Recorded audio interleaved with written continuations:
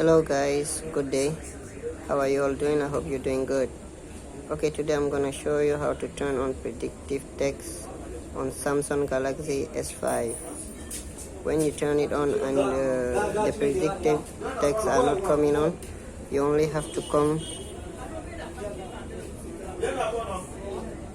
and open your manager, go to settings, you go to language and keyboard, language and input, search for that. Good, right here you open that. Now when you open that, come up to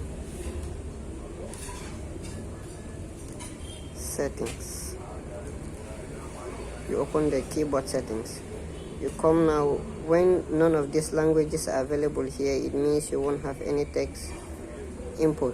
When you type good morning, you won't receive any predictive text, or you type anything, you won't receive any predictive text.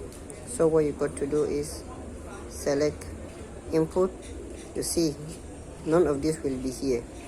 Now you just have to select the language that matches where you are, or the language that you want. You tap to download. Once it's downloaded, the predictive text will come on.